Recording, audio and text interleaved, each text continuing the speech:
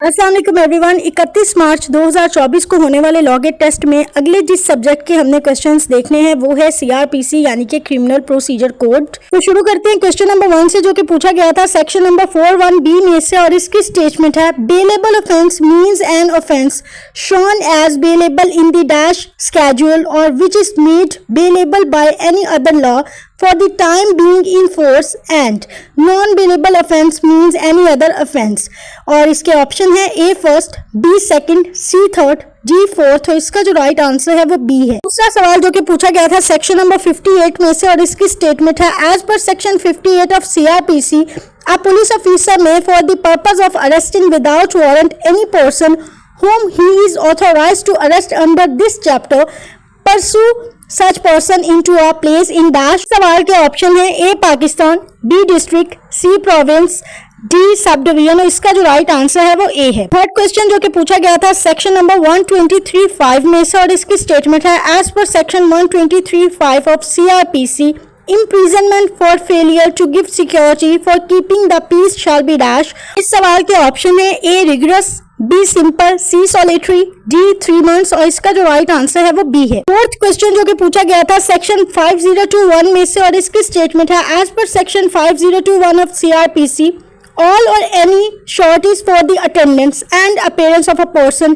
released on bail may at any time apply to magistrate to discharge a bond either wholly or so far as relates to the dash। और इसके option है A accused, B applicant, C defendants, D parties। और इसका जो right answer है वो B है। Fifth question जो कि पूछा गया था सेक्शन नंबर 51 में से, और इसकी स्टेटमेंट है as per section 51 of CRPC all offences under the dash shall be investigated, inquired into, tried and otherwise dealt with according to the provisions hereinafter contained। और इसके ऑप्शन है A code of criminal procedure, B Pakistan penal code, C contract act, D special law. और इसका जो right answer है वो B है। Six question जो कि पूछा गया था सेक्शन 2051 में से, और इसकी स्टेटमेंट है as per section 2051 of CRPC whenever a magistrate issue a summons he may, if he sees reason to do so, dispense with the personal attendance of the accused and dash him to appear by his pleader। और इसके option है A permit, B advice,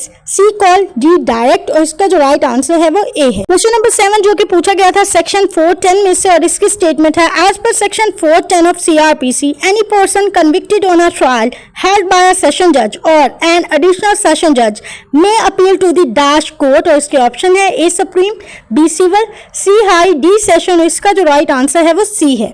eighth question जो कि पूछा गया था section 105 में से, और इसकी स्टेटमेंट है as per section 105 of CRPC any dash may direct a search to be made in his presence of any place for the search of which he is competent to issue a search warrant। और इसके option है A assistant commissioner, B magistrate, C district जज, D station house officer. और इसका जो right answer है वो B है।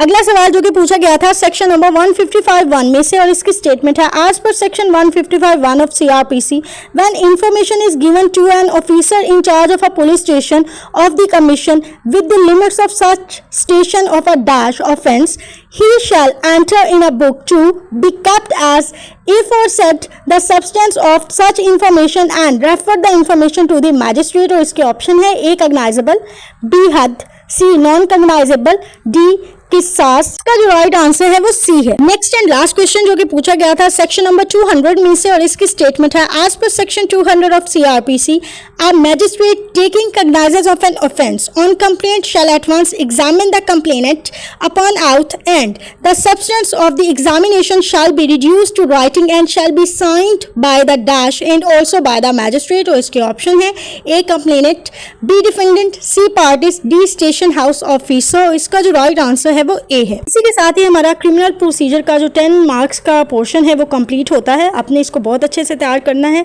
ताकि लॉ गेट में अगर इसमें से कोई क्वेश्चन रिपीट हो जाए तो आपको आता हो।